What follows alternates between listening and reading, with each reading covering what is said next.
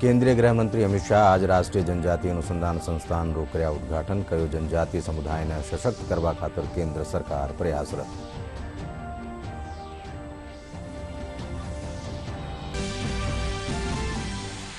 केंद्रीय नागरिक उड्डयन मंत्री ज्योतिरादित्य सिंधिया देश की पहली राष्ट्रीय वायु खेल नीति करी जारी। नीति रो उद्देश्य 2030 ताईं भारत ने शीर्ष वायु खेल रा दिशा में ठोर दिराणो।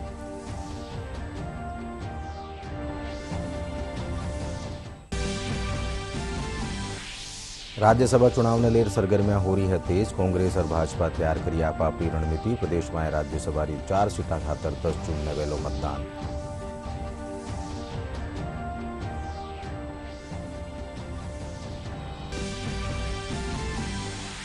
केंद्र सरकार 8 बरस पूरा होबार उपलक्ष्य में भाजपा अल्पसंख्यक मोर्चा की भी बैठक में मोर्चा रा प्रदेश पदाधिकारी, संभाग प्रभारी, जिला प्रभारी और जिला अध्यक्ष लेना भाग।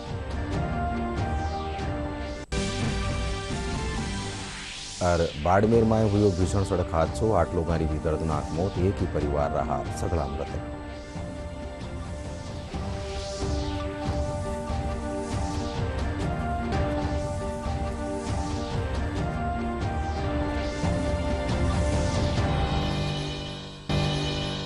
आज 49 संस्थान सेंटर फॉर एक्सीलेंस का रूप में काम कर लिया है। अमृत महोत्सव समारोह के अंतर्गत जनजातीय कार्य मंत्रालय द्वारा आयोजित एक कार्यक्रम में राष्ट्रीय जनजातीय अनुसंधान संस्थान का उद्घाटन किया गया। संस्थान का उद्घाटन केंद्रीय गृह मंत्री अमित शाह ने किया। इस मौके पर केंद्रीय गृह मंत्री अमित शाह ने कहा कि राष्ट्रीय जनजातीय अनुसंधान संस्थान जनजातीय संस्कृति की मूल भावना को बनाए रखते हुए इसे बढ़ावा देने, जनजातियों के पारंपरिक कानूनों पर अनुसंधान करने सहित जनजातियों से संबंधित सभी नीतियों पर राज्य सरकारों के साथ समन्वय स्थापित करेगा। उन्होंने कहा कि समग्र जनजातीय समाज के विकास का खाका खींचने का काम यह संस्थान करेगा। जनजातीय त्योहारों को एक अलग स्वरूप से आधुनिक स्वरूप देकर इसकी मूल भावनाओं को संजोए रखते हुए लोकप्रिय बनाना, उसको टूरिज्म के उपयोग में लाना, इसका भी आयोजन करेगा। पारंपरिक कानून पर डॉक्यूमेंटेशन और रिसर्च का कार्य करेगा। मोदी जी ने जो कल्पना करी है जनजातीय संग्रहालयों की, इसमें क्या विविधता हो सकती है, इसका रखरखाव, इसका मेंटेनेंस, इस पर भी काम करेगा। और सभी नीतियों के बारे में राज्य सरकारों के साथ समन्वय का काम भी यही अनुसंधान के अंदर करेगा। इस मौके पर केंद्रीय गृह मंत्री अमित शाह ने कहा, पूर्वोत्तर में केंद्र सरकार ने शांति स्थापित करने के लिए कई कदम उठाए हैं, जिसके फलस्वरूप तकरीबन 66% इलाकों में अफस्पा कानून हटा लिया गया है। 19 के बाद नॉर्थ ईस्ट के अंदर हमने एक के बाद कई सारे कदम उठाए हैं। इतने सारे ट्राइबल्स जातियों के साथ हमने समझौते करे हैं कि आज लगभग अब सफा नॉर्थ ईस्ट के 66% से ज्यादा क्षेत्र से हम उठा लिए हैं और शांति प्रस्ताव। केंद्रीय जनजातीय कार्य मंत्री अर्जुन मुंडा ने कहा कि केंद्र में जब तक जनजाति के लोग विकास की मुख्य धारा में शामिल नहीं हो जाते, तब तक देश के विकास को अधूरा माना जाएगा। और मोदी सरकार पिछले 8 वर्षों से जनजाति के लोगों के लिए निरंतर काम कर रही है। पहली बार इस देश में ऐसा एक संस्थान के माध्यम से माननीय नरेंद्र भाई मोदी के नेतृत्व में कार्य यानी इंस्टीट्यूशनल डेवलपमेंट यानी संस्थागत विकास का कार्य प्रारंभ हुआ है। ये मैं समझता हूँ कि हमारा जो 8 साल बेमिसाल को एक नया अध्याय के रूप में जोड़ता है। ये संस्थान जनजातीय मुद्दों तथा शैक्षणिक, कार्यकारी और विधायी विषयों के लिए एक केंद्रीय स्थल होगा। यह देश के प्रतिष्ठित अनुसंधान संस्थानों, विश्वविद्यालयों, संगठनों तथा स्थानीय निकायों और संसाधन केंद्रों के साथ समन्वय करेगा। इसके अलावा जनजातीय अनुसंधान संस्थानों और उत्कृष्टता केंद्रों की परियोजना की निगरानी करेगा तथा गुणवत्तापूर्ण अनुसंधान और प्रशिक्षण में सुधार के नियम तय करेगा। केंद्रीय नागरिक उड्डयन मंत्री ज्योतिरादित्य सिंधिया देश की पहली राष्ट्रीय वायु खेल नीति जारी करी है। ये नीति रो उद्देश्य 2030 ताईं भारत ने शीर्ष वायु खेल देशा में भेड़ो करनो है। केंद्रीय मंत्री सिंधिया कहो कि इन नीति से देश में हवाई खेल गतिविधियों रो एक मजबूत पारिस्थितिकी तंत्र तैयार वेलो बठे इन क्षेत्र में 1 लाख नौकरियों की संभावना भी है। नागरिक उड्डयन मंत्री ज्योतिरादित्य सिंधिया ने आज एरोस्पोर्ट्स पॉलिसी 2022 रिलीज की। उन्होंने कहा कि ये पॉलिसी काफी विचार विमर्श और रिसर्च के बाद तैयार की गई है। उन्होंने कहा कि एरोस्पोर्ट्स एक ऐसी इंडस्ट्री है जिसमें अपार संभावनाएं हैं। सरकार ने देश में हवाई खेलों को बढ़ावा देने के लिए राष्ट्रीय वायु खेल नीति 2022 की घोषित कर दी है। भारत में एडवेंचर स्पोर्ट्स की अपार संभावनाएं हैं। आइए एक नजर डालते हैं कि किस तरह से ये नीति आने वाले समय में इस क्षेत्र में एक बड़ा बदलाव लेके आएगी। 2030 तक एयर स्पोर्ट्स हब बनाने की तैयारी है भारत को शीर्ष वायु खेल देशों में से एक बनाना है। साथ ही इसके लिए air sports federation of India को सर्वोच्च निकाय के रूप में स्थापित किया गया है। जो खेल इसमें शामिल है, एरोबेटिक्स है, एरो मॉडलिंग, एमेच्योर बेल्ट, प्रायोगिक विमान, ballooning, drone, gliding, hang gliding और पैराग्लाइडिंग समेत कुछ अन्य खेल भी शामिल हैं जो इस क्षेत्र से है।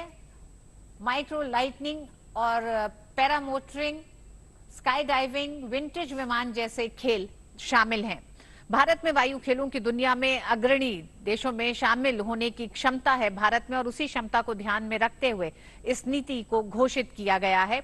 और साथ ही साथ किस तरह से वायु खेल को सुरक्षित, किफायती, सुलभ, आनंददायक, टिकाऊ बनाया जाए, उपकरणों के घरेलू डिजाइन, विकास और मैन्युफैक्चरिंग पर जोर रहेगा। इस नीति में प्रणालियों और प्रक्रियाओं को सरल और अधिक पारदर्शी बनाया जाएगा। गुणवत्ता, संरचना, सुरक्षा पर सबसे ज्यादा फोकस होगा, क्योंकि इन खेलों को लेकर हमेशा से ये चिंता रही है। बुनियादी ढांचे, प्रौद्योगिकी, प्रशिक्षण में निवेश को बढ़ावा मिले, ये मूल मकसद है इस पूरी नीति का। साथ ही देश में पहाड़ी क्षेत्रों में यात्रा, पर्यटन, इंफ्रास्ट्रक्चर डेवलपमेंट, स्थानीय रोजगार को भी बढ़ावा मिलेगा।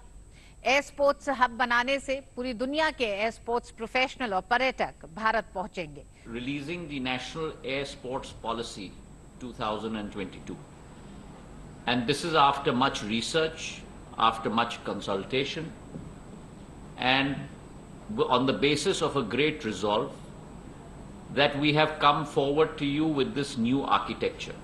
And the air sports arena is one such area which has the ability to transform into a huge industry. केंद्रीय स्वास्थ्य मंत्री डॉक्टर मनसुख मांडविया कहो कि विकसित भारतरो सपनु जदी साकार वेलो जद ईरा नागरिक निरोग रहेला। केंद्रीय स्वास्थ्य मंत्री आज विश्व खाद्य सुरक्षा दिवस रा मौका माथे नवी दिल्ली में राख्योड़ा एक कार्यक्रम ने संबोधित कर दिया है। वणा कहो कि स्वस्थ नागरिक एक स्वस्थ समाज रो निर्माण करे है। स्वस्थ और पोषण युक्त खाना ही जीवन का आधार है। अगर हम सेहतमंद खाना खाएंगे तभी हमारा स्वास्थ्य बेहतर रहेगा। लेकिन हाल के दिनों में लोगों के खान पान में बदलाव से जीवन शैली से जुड़ी कई बीमारियां घेर रही हैं।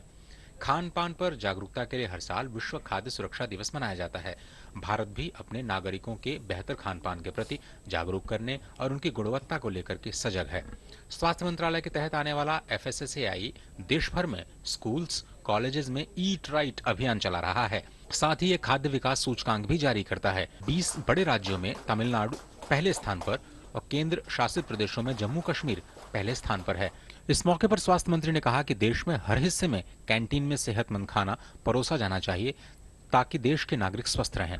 आने वाले दिनों में देश के नागरिक को हेल्दी फूड मिले, हाइजेनिक फूड मिले, उसको सुनिश्चित करने के लिए फसाई के द्वारा जो प्रयास हो रहा है, वो प्रयास सचमुच में देश हेल्दी नेशन बनाने में बहुत अच्छी तरह से उपयोगी होगा।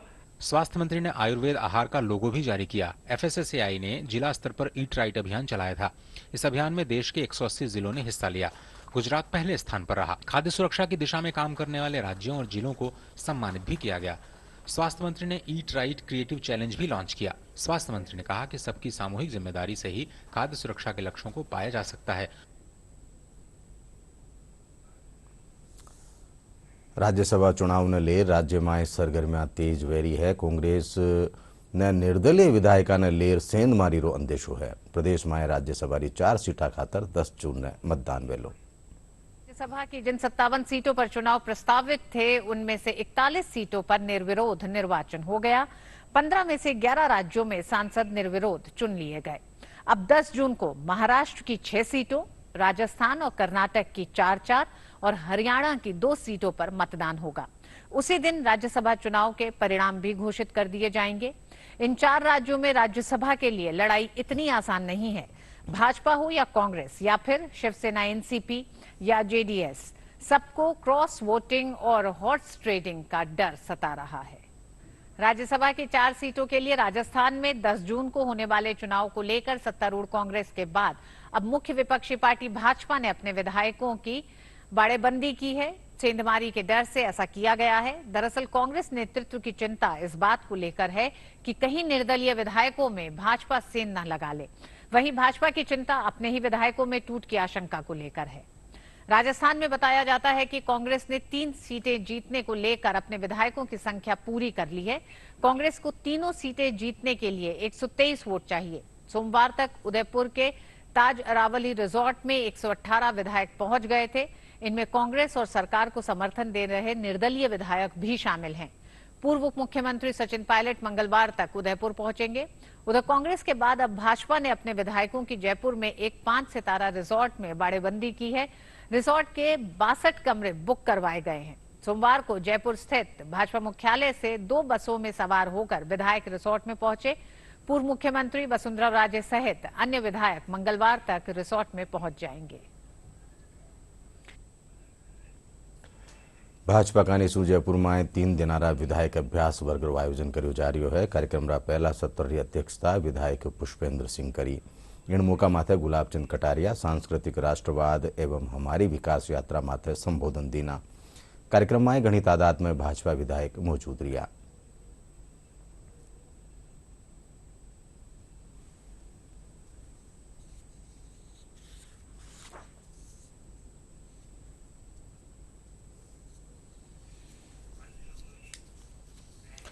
भारतरो शानदार स्वाधीनता संघर्ष आधुनिक विश्वरा महानतम संघर्षमांसु एक है। आकाशवाणी रे जरिए हर रोज इन शानदार संघर्ष री झलक दिखाई जा रही है। आज आप राष्ट्रपिता महात्मा गांधी और स्वतंत्रता सेनानी ढूंढई खान रा बारा में बात कराला।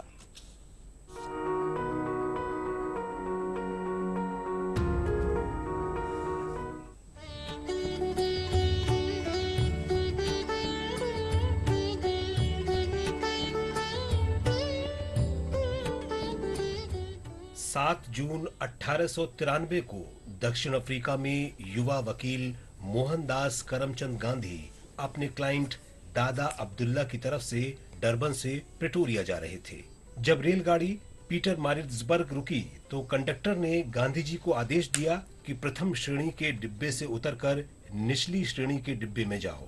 जब गांधी जी ने मना करते हुए कंडक्टर को अपना प्रथम श्रेणी का टिकट दिखाया तो उन्हें जबरदस्ती ट्रेन से उतार दिया गया। जहां गांधी जी को सामान के साथ ट्रेन से उतारा गया था तो ठीक उसी जगह प्लेटफॉर्म पर पट्टिका लगाई गई जिसमें लिखा है, इस घटना ने उनका पूरा जीवन बदल दिया। आकाशवाणी से विशेष बातचीत में राष्ट्रीय गांधी संग्रहालय के निदेशक ए अन्नामलाई ने गांधी जी के जीवन पर इस घटना के प्रभाव के बारे में चर्चा की। When thrown off from the train, his image was scattered. He was in a big dilemma whether we have to continue in South Africa or we can go back to India. Then he realized in the night, in the shivering cold, that this happened not to M.K. Gandhi but the proud Indian. It was an attack on the Indian civilization. Therefore, he decided on that night that I should dedicate my life to remove the color injustice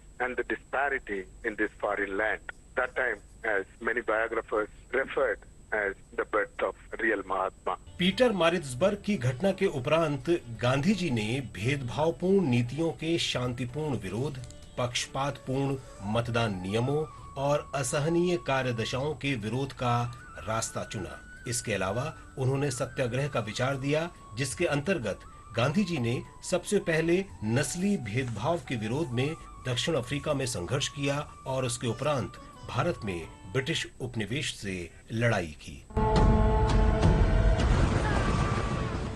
7 जून ढूंढई खान की पुण्यतिथि भी है। वो पहले east India company की सेना में नौकरी करते थे, लेकिन 1857 के प्रथम स्वतंत्रता संग्राम के दौरान वो स्वतंत्रता सेनानियों से मिल गए।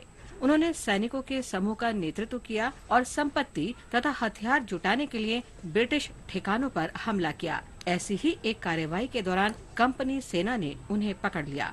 खान पर सेना की नौकरी छोड़ने और ब्रिटिश साम्राज्य से बगावत करने के आरोप लगाए गए। दोषी ठहराकर खान को जुलाई 1857 में सश्रम आजीवन कारावास की सजा सुनाई गई। उन्हें अप्रैल 1858 में बम्बई से अंडमान द्वीप समूह भेज दिया गया। 7 जून 1858 को सेलुलर जेल में डोंडई खान का निधन हो गया।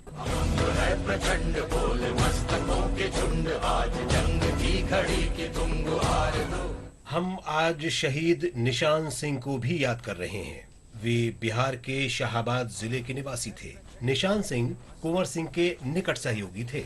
उन्होंने 1857 में कुंवर सिंह के साथ मिलकर जगदीशपुर, जौनपुर, हाजीपुर, कानपुर, लखनऊ और बांदा में अंग्रेजों से स्वतंत्रता की लड़ाई लड़ी। निशान सिंह को उनके गांव से पकड़ लिया गया और 7 जून 1858 को उन्हें तोप से निर्दयता पूर्वक उड़ा दिया गया। शहीद निशान सिंह को शत शत नमन।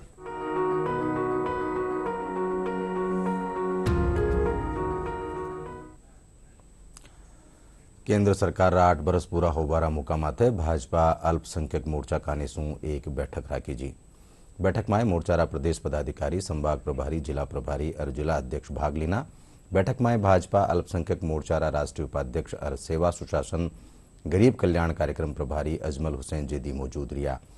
मोर्चारा प्रदेश अध्यक्ष एम सादिक खान बताया कि बैठक में मोदी सरकार योजनाओं और कामान आम लोगों ताईं पुगा बारा निर्देश हो, चाहे वो उस्ताद योजना हो, चाहे माइनॉरिटी के बच्चों का स्कॉलरशिप का मसला हो, ऐसे तमाम कार्य जो पिछले 8 वर्षों में मोदी जी ने किए हैं माइनॉरिटी के लिए, उन सारे कार्यों को, उन सारे कामों को यहाँ हमने आज मीटिंग में विस्तृत चर्चा की और बताया।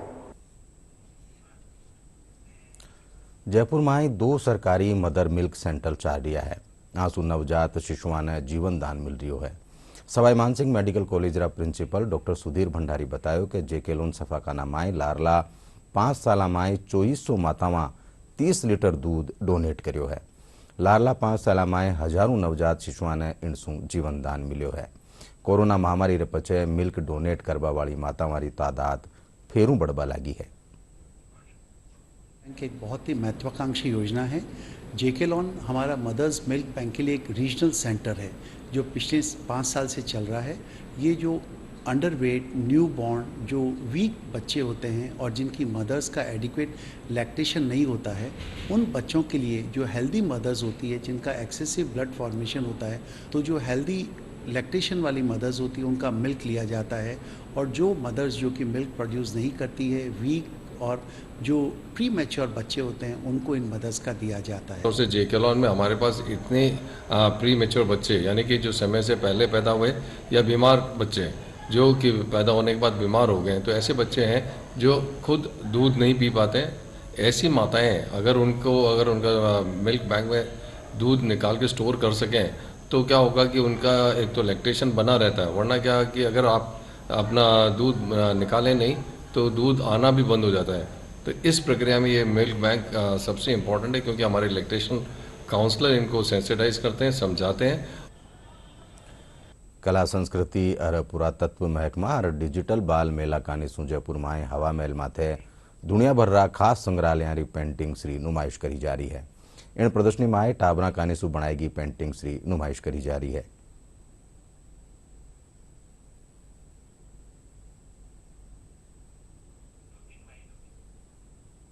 डिजिटल बाल मेला की तरफ से है। इसमें 72 पेंटिंग्स डिस्प्ले की गई हैं और देश और विदेश के करीबन 50 बच्चों की तरफ से बनाई गई। मैं 2 साल से यहाँ जयपुर घूमने आई हूँ। मैं मेरी मम्मी और भैया के साथ आई हूँ। हवा महल में यहाँ पे बहुत सुंदर पेंटिंग्स है, बच्चों के द्वारा बनाई गई है। यहाँ की पेंटिंग मेरे को बहुत अच्छी लगी। और हवा महल के अंदर पेंटिंग बनी हुई है, बच्चों द्वारा बनाई गई है। 6 से 7 तक के बच्चों द्वारा बनाई गई है। बहुत ही सुंदर सुंदर बनाई गई है। विश्व योग दिवस 21 जून ने देश भर में मनायो जावेलो। इन उपलक्ष्य में राजधानी जयपुर सेंट्रल पार्क में योग रो अभ्यास कर्यो जा रह्यो है। लोगों रे सारू योग जीवन में स्वस्थ रहबा खातर जरूरी है। प्राचीन काल में संत महात्मा योग करे हा पण प्रधानमंत्री नरेंद्र मोदी कानी शू योग ने बढ़ावो दे बारे पछे लोगा में योग रसारू जागरूकता आई है।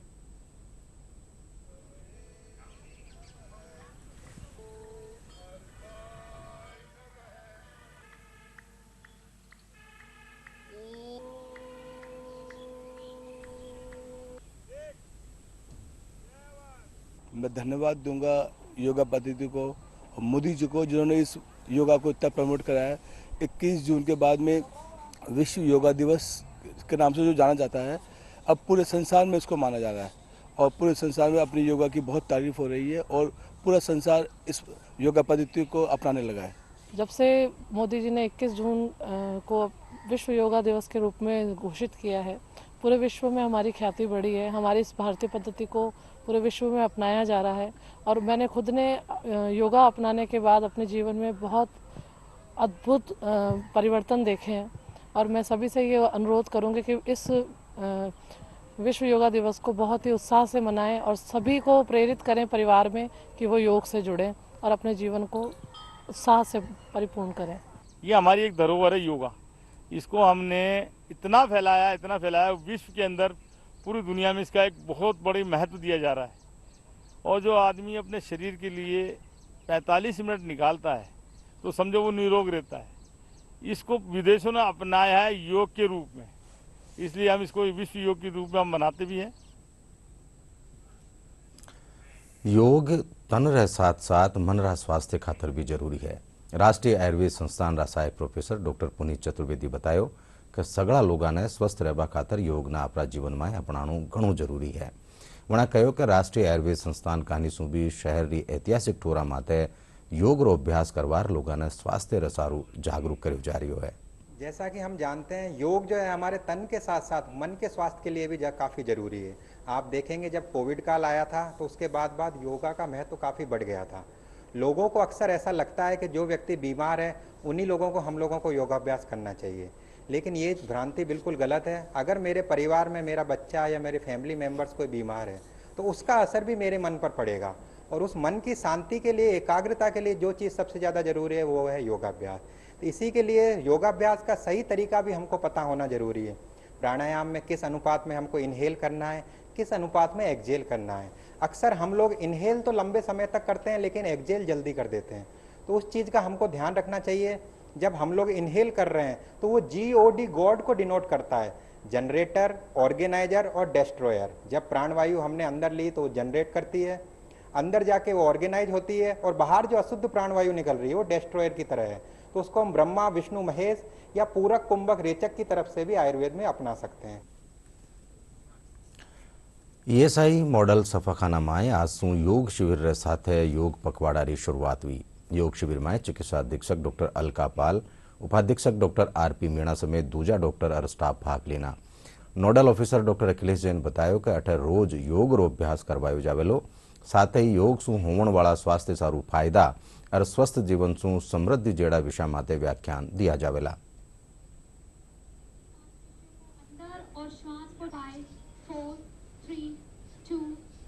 जैसा कि आप जानते हैं 21 तारीख को इंटरनेशनल योगा डे होता है और इसी कड़ी में हमारे ESIC ने एक योगा पखवाड़ा आज से प्रारंभ किया है और आज सुबह 8 बजे हमारे सारे डॉक्टर्स, मेडिकल स्टाफ सभी लोग आज एकत्रित हुए और हमने एक योगा शिविर का आयोजन किया, जिसमें डायरेक्ट हमसे हमारे जो माननीय केंद्रीय श्रम मंत्री हैं श्री भूपेंद्र यादव जी, वो भी कनेक्ट हुए वर्चुअली और उनके निर्देशन में हमारे डॉक्टर्स ने, जिसमें हमारे चिकित्सा अधीक्षक, उपाधीक्षक सभी थे, उन्होंने योगाभ्यास किया और माननीय मंत्री जी ने भी इस बात का आग्रह किया कि हम ज़्यादा से ज़्यादा योग का प्रचार प्रसार करें और इसी कड़ी में हम आने वाले 21 तारीख तक प्रतिदिन हमारे जो योगा ट्रेनर हैं वो अलग अलग वर्किंग प्लेस पे जाकर के जो हमारे बीमित हैं उनको योगाभ्यास कराएंगे। और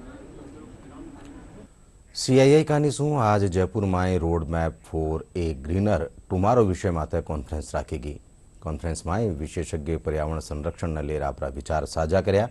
इन मौका माथे राजस्थान राज्य प्रदूषण नियंत्रण बोर्ड रा अध्यक्ष सुधांशु पंत कहो कि खनन उद्योगा ने 33% हरियाली राखनी चाहिए। इसू हरित पर्यावरण ने बढ़ावो मिलेलो। वणा कहो कि बेगी ही ई वेस्ट पॉलिसी आवेली।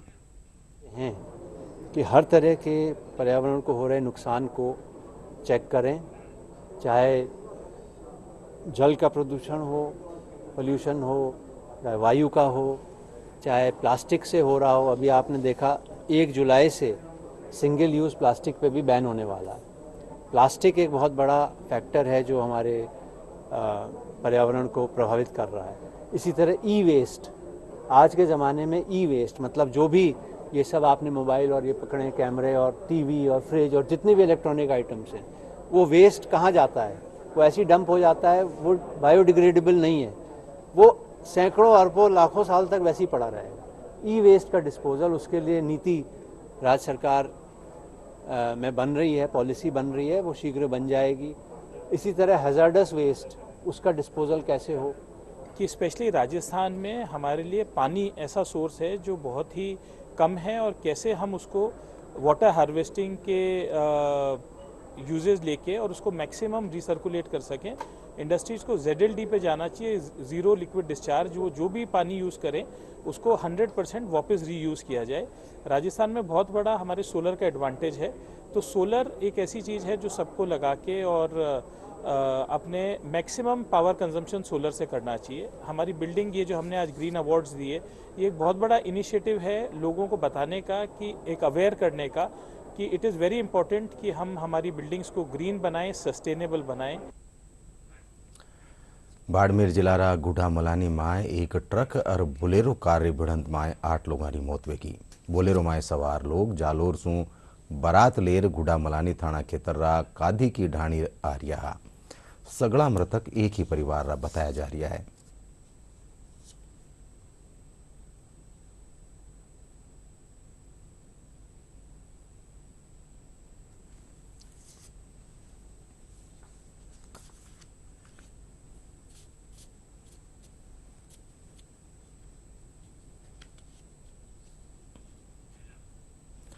और बाकी माए खास खास खबर एक फेरूं। केंद्रीय गृह मंत्री अमित शाह आज राष्ट्रीय जनजातीय अनुसंधान संस्थान रो कर्या उद्घाटन कयो। जनजातीय समुदाय ने सशक्त करवा खातर केंद्र सरकार प्रयासरत।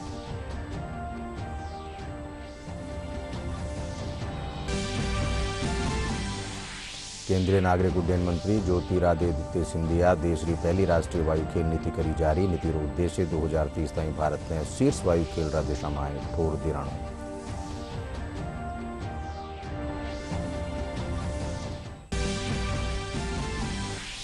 राज्यसभा चुनाव ने लेर सरगर्मियां हो रही है तेज। कांग्रेस और भाजपा तैयार करी आप अपनी रणनीति। प्रदेश में राज्यसभा री 4 सीटा खातर 10 जून ने वेलो मतदान।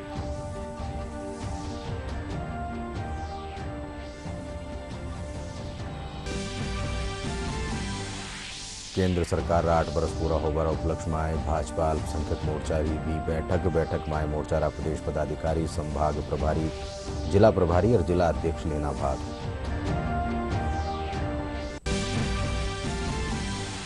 और बाड़मेर में हुई भीषण सड़क हादसों 8 लोगों की भी दर्दनाक मौत। एक ही परिवार रहा सगड़ा मृतक।